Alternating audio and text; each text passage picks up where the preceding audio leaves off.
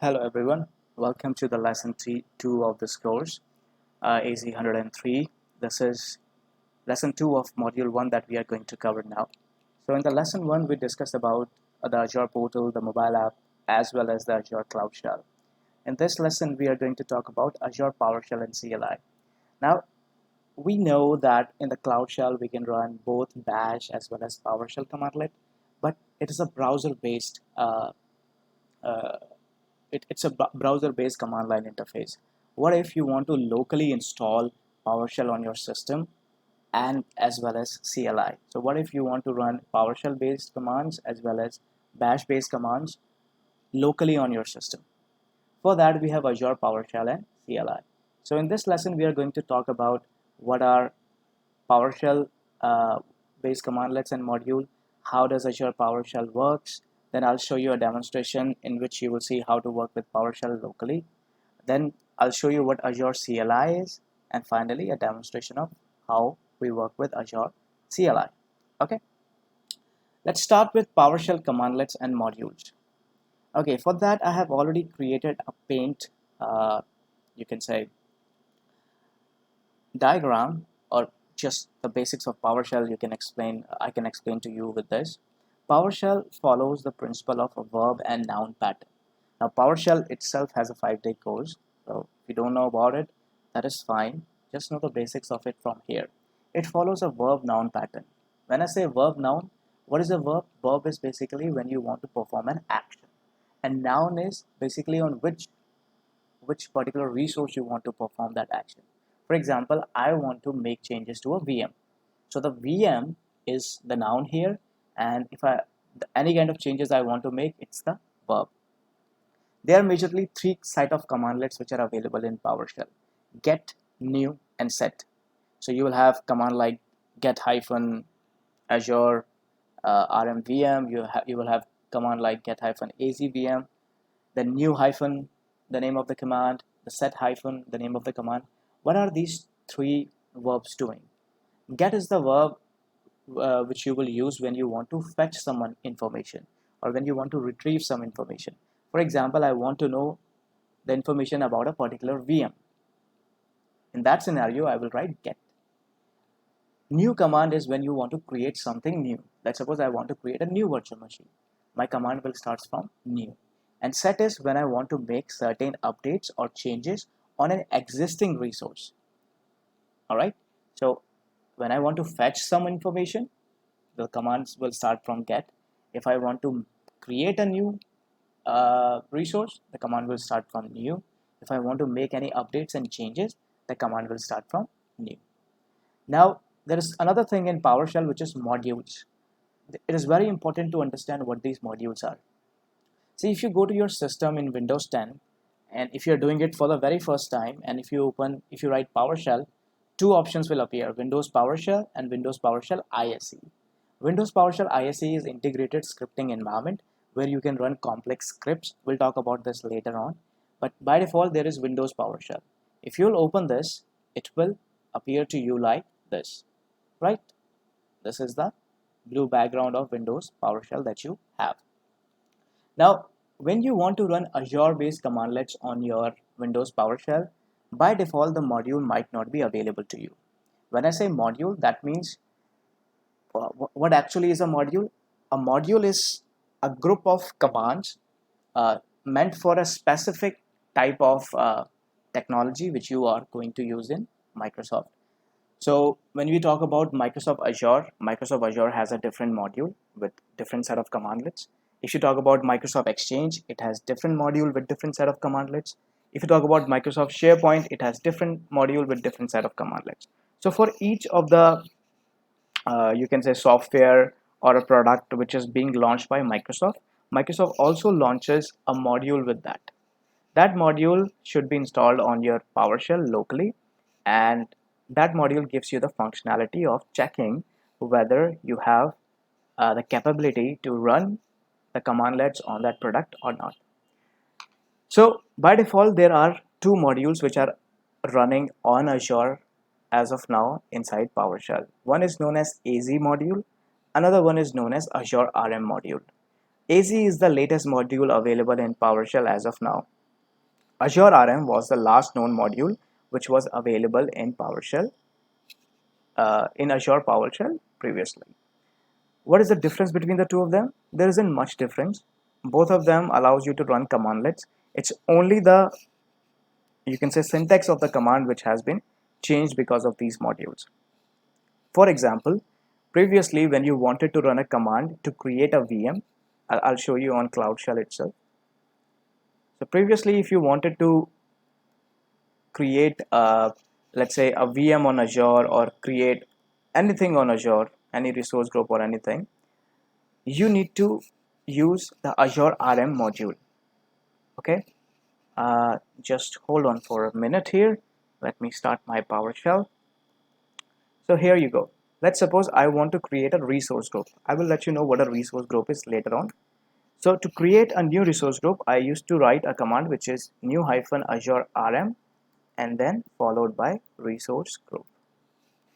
I'm pressing tab to auto-complete it. So this is the command to create a new resource group based upon Azure module, Azure RM module. Now in the latest AZ module, the command has changed, and instead of writing Azure RM, which was a long word, Microsoft says simply write AZ resource group. Both of the command will give you the same result. The result hasn't been changed, but in the new AZ module, the command has shortened. So previously where you have to write Azure RM in front of every command due to Azure RM module, now you simply have to write AZ followed by the actual command name. That's the only difference. How would you check if you have an appropriate module installed on your system? There are two ways. Go to your file system, File Explorer, go to your C drive, program files, and within the program files there will be a folder named as Windows PowerShell. Click on that folder and then click on modules. If you see AZ over there, that means AZ module is already installed on your machine. If you see Azure RM, that means Azure RM module is already installed on your machine. You can see I have both AZ and Azure RM, right? So I have module which is installed as Azure RM as well.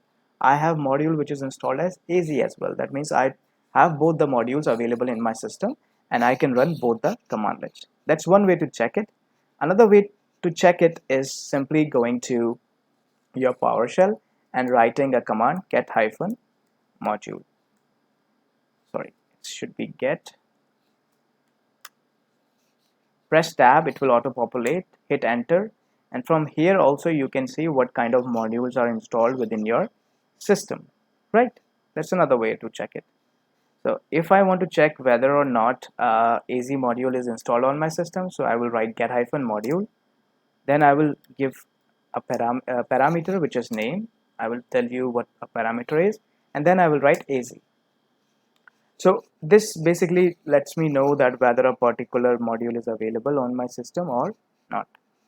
The easiest way to do this is by going to the same location, C drive, program files, Windows PowerShell, and the modules folder, and then you can check it from there itself, right? I have both the modules. What if you do not have the module? If you do not have the module, you have to run a command which is install-module followed by the module name and then -allow clobber. What this command will do? This command will install this module AZ inside your system if it is already not there. If you want to use the older module, simply change it to Azure RM. This parameter allow clobber, what it does, it makes sure that it overrides any existing module which you might have on your system. So if the AZ module is already there on your system, it will simply not install it. It will simply ignore that module and install what other part of that module is not available within your system. So allow clobber command, allow clobber parameter basically checks whether or not you have this particular module related commandlets on your system available. If they're already available, it will ignore it. Otherwise, it will install them again. Make sure you are freely connected to the internet to run this command. Once you run this, it will give you a message. The message is simple. The message will be like this. You're installing the modules from an untrusted repository. Press yes. To answer this, simply press Y and click enter, and the module will be installed on your system. Now, how do I check that I am able to that particular module is installed on my system? By simply writing a command, which is login-az account. What does this command does? This command allows you to authenticate to Azure. Now, I told you that when you go to Azure Cloud Shell, Azure Cloud Shell is a browser-based command line interface. There you do not have to authenticate because you are already authenticated to Azure portal, right? But this local PowerShell that you have, the PowerShell that you're running from your desktop, it does not know about your Azure account. So it will ask you to log in into your Azure account. Tell this PowerShell what is your Azure account is. You can also make changes to this command. If you're using Azure RM module, you can change this command to login-azure RM account. For the sake of consistency, I will be using only the latest module. I won't be using Azure RM in my upcoming classes. So this is the latest module, and I'll be using AZ module only in the upcoming sessions that I'm going to have. But if you are using Azure RM, that is also valid currently. So I'll write this command login-az account and hit enter, and it will ask me to it will give me a pop-up, and it will say that write your username and password and authenticate to Azure. So I will write my username and password in here.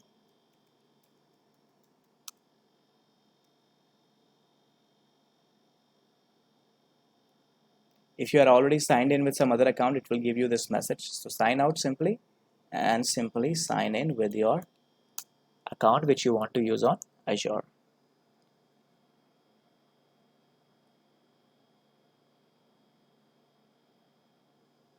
And there you go. Once you do that, few information will be given to you, like your account name, your subscription, your tenant ID. I'll show you what your tenant ID is, and the environment that you're working. That simply means that you are connected to Azure PowerShell and you are able to work on it now. Okay. All right, let's go back to my PPT now. So you already know what a module is, what are PowerShell commandlets, right? Now, I'm going to show you an implementation of how Azure PowerShell works. But first, let's see what you can do with PowerShell. With the help of PowerShell, you can connect your Azure subscription and you manage your resources, just like you do with the portal, with the Cloud Shell, right? Adds the Azure specific command in new AZ module. So I told you, if you want to run commands which are applicable on Azure, this module AZ should be installed. Either you can use it inside a browser via Cloud Shell, or you can run it locally. You can install this PowerShell in a Linux machine or a Mac OS or Windows PowerShell. It has an interactive and a scripting mode. This PowerShell that I have opened, it is interactive PowerShell, and the PowerShell ISE I was talking about, that is scripting mode. Why it is known as scripting mode? Because there is certain differences in here. It makes scripting easier when you want to do it on ISE. That is why it is known as integrated scripting environment. Why? Because you get a scripting pane in here and you get a normal PowerShell interactive session at the bottom. So whatever complex script you want to write, you can write inside the scripting pane. You can debug it, you can run it, all those kind of activities you can do. So people who wants to write complex PowerShell scripts to automate things, to do bulk tasks, they will be doing it from here. I personally use ISE because ISE is the best platform to create your scripts. So when we'll come to PowerShell course, we'll discuss how to do that. But for normal users, interactive session, this PowerShell is perfect. So you can write individual commands in here without any problem. Okay. Let's see how do you work with PowerShell locally. So I already told you how do you launch your PowerShell. It is already installed your Windows-based system. Let's run some commands and see certain information. I already shown you how to install the AZ module. Let's connect to Azure and view your subscription information. I already told you what your subscription is, right? So if you simply do a search for subscription in here, and within the service, if you click on the subscription, that's your subscription. What does a subscription provides to you? A subscription is basically an implementation of how you are going to pay back to Azure. So a subscription is a method of Microsoft charging for your resources on Azure. So when you have a subscription, you will have a cost associated with the subscription. So whichever resources you will use, you will be paying them within the subscription. Think of subscription as a logical boundary within which you deploy your resources, and all those resources will be charged against the subscription. More about it, more about the subscription part is available later within this course where I will explain to you. So if you want to know about your subscription, the easiest way to go inside the portal is simply searching for subscription and then clicking on it. In PowerShell, we have a command for that. So what will be the command to get information about the subscription? I already told you what will be the command. I said you want to get information. So command will automatically starts from get, right? And it is an Azure based commandlet, so it should definitely start from AZ, and it is about subscription, right? So I will write SUB I will just start writing subscription, and then I'll press tab and see if any command comes. It says yes, there is a command which is get-az subscription. So now I know that get is the command to fetch something, AZ is the module name, and subscription is the information that I want to retrieve. I'll simply hit enter and it will show me the information about my subscription in the PowerShell format, right? Now let's create something on Azure. To create something, you know how the command start from new. I'm going to create a new resource group. I will let you know what a resource group is. Just remember that, just focus on the PowerShell as of now. So I want to create a resource group. You don't know what a resource group is, that is fine. But to create something, we start the command from new. So I'll write new hyphen, it will be followed by AZ. And I told you I want to create a resource group. So I will write resource gr and then press tab, it will automatically come over here. Now this is the command. A resource group requires a name and a location. These are the mandatory parameters, as we call it. What are parameters? Parameters are information that you supply whenever you want to make any changes. Let's suppose I want to create something new. I cannot simply write this command and I can expect that this command will create something on Azure. No. If I want to create a resource group, the two mandatory things that I want to give is the name of the resource group and the location. So the parameters are values that you will define within the commands, which will allow you to create that resource based upon this information. So I will write name in here. Name is the parameter. Anything followed by dash is a parameter. So name is the parameter. I want to give a name to it. So let's say my resource group. That is the name that I want to give to it. And I'll press space. And afterwards, the second parameter I want to give is location. I'll let you know what a location is. In simple word, a location is Azure data center location on the globe, right? So I want to create this in East US. So I will be writing East US as the location.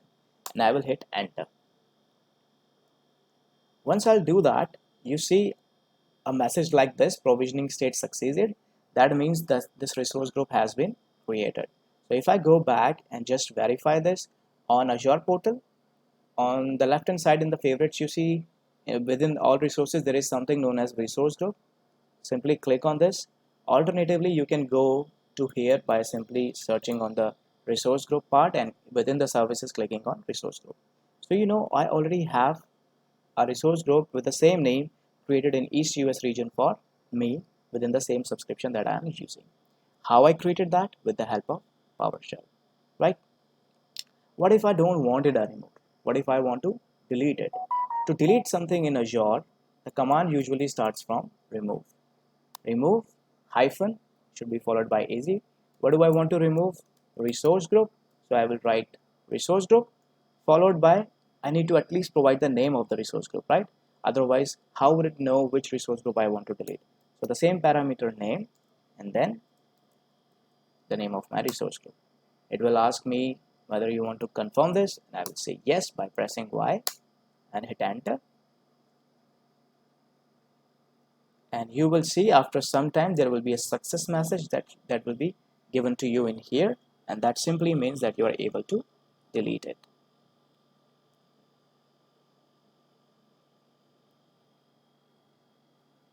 right? So it will take some time because deleting a resource requires certain amount of time on Azure. So it will come to the next part automatically, right? Just wait for a minute or two. So that is how you create something on Azure and you make changes through PowerShell onto Azure portal. Now this is very basic. Going forward, you might require uh, bulk scripts that you want to create in here, automation script that you will be creating on PowerShell. So if you're already familiar with PowerShell, great. If you're not, make sure you understand PowerShell. The second form of a command line interface tool which you can download locally to your system is basically Azure CLI. Now what is Azure CLI? Azure CLI is the bash version of Cloud Shell. So people ask me what is the difference between Cloud Shell and why should we use PowerShell locally when we have Cloud Shell available on inside the browser. What's the use? See, your Cloud Shell can run all the commands that you can uh, run on your local PowerShell. But first, Cloud Shell provides you an interactive session. It does not provide you uh, an integrated scripting environment to which your local PowerShell provides to you in ISE. That's one thing. But the major part is your Cloud Shell cannot take local files inside your PowerShell command line. For example, let's suppose in my C drive, I have the list of virtual machine that I want to delete or a list of resource group that I want to delete. It might be possible, right? It might be possible that I want to create 100 resource groups at once, and the names of that resource group I have put inside a CSV file, which is stored inside my C drive. Now, Cloud Shell cannot interact with your laptop or your desktop. Why not? Because it is initiated from the browser.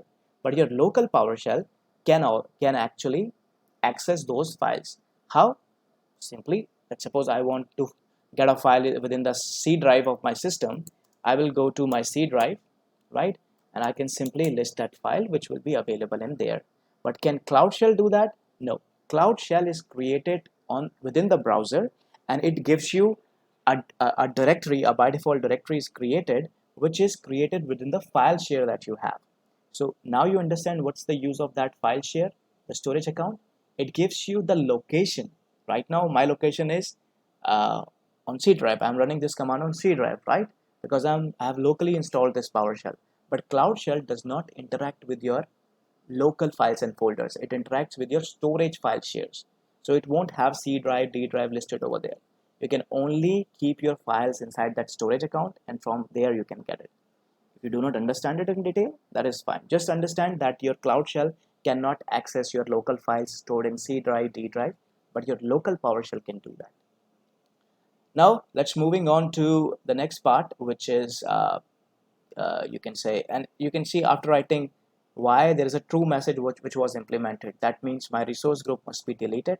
So if I simply refresh it from this refresh button, it is gone from here. The second thing that I wanted to show you was Azure CLI, right? We were talking about Azure CLI in here. So Azure CLI is just like Azure PowerShell, which can be installed locally on your machine, and you can run commands over there and you can work on Azure with the help of this. The only thing is its syntax is a bit different. Okay.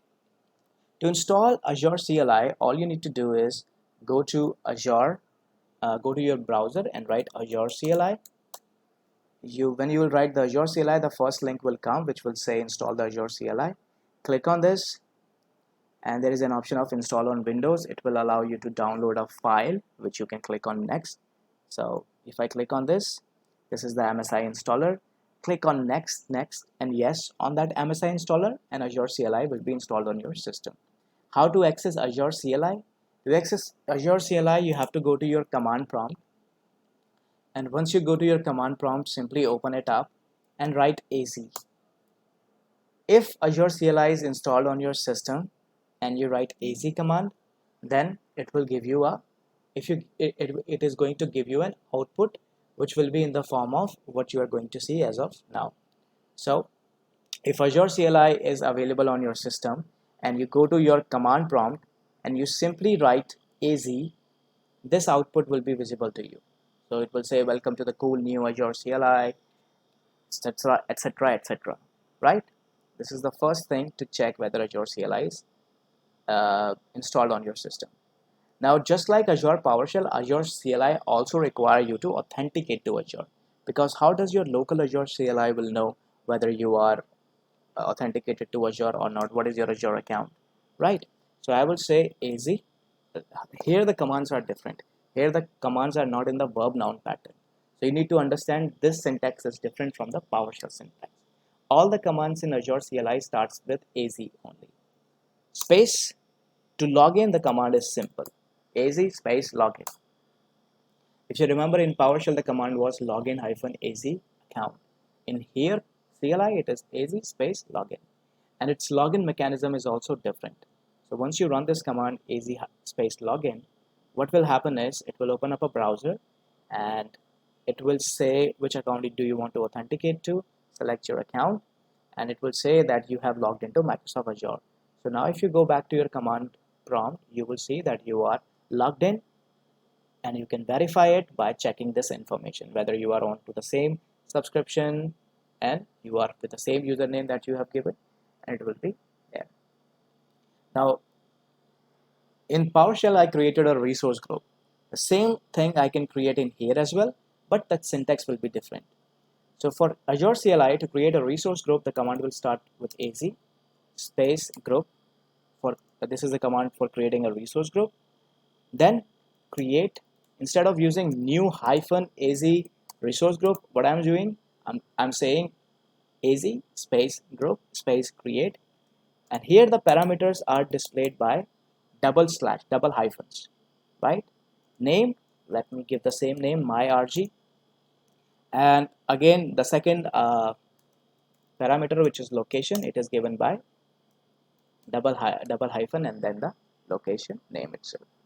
And if I hit enter, it will create a resource group with the name of myrg, again in the East US region for me, but this time I'm doing it with the help of Azure CLI. It says succeeded. That means if I go back in here and if I refresh the page, I will see my resource group is created again in East US region. To delete it, the process is simple. I will write AZ group, and instead of you can say create, this time I will be writing delete for deleting it from the environment. Okay, so that is how you are going to focus on Azure CLI. Now in the rest of the course we will not focus on Azure CLI, although you will get questions from Azure CLI as well in your examination. 1 or 2 questions from Azure CLI will be there. So whatever labs I'm showing you through Portal or PowerShell, practice the same labs, practice creation of same resources through Azure CLI as well. You just need to know the commands, right? Once you know them, it will be easier for you to clear the examination, right? So this is your Azure CLI that you can install. I've already shown you the demonstration, right guys? So this is it. This is your lesson 2. In the next part, we will be discussing about lesson 3, which is very important, resource management. Okay, thank you so much. Keep sharing this channel with everyone whosoever is in need, and I will be going much more into detail about the technical part of this course in the upcoming modules. So please be tuned for lesson 3, which is resource manager, and keep your laptop and Azure account up and running. Make sure that when you go to the description of these videos, I'll be uploading a link, not as of now, but later on. As of now, you won't see that link which I was talking about, but later on I will upload that link. When you will click on that link in the description, and if you will go to that link, just fill certain information, and based upon that certain information, you will be given a free PPT, the same PPT that I'm using, as well as the PDF for this course. Alright guys, so do not forget about that. Thank you. Bye.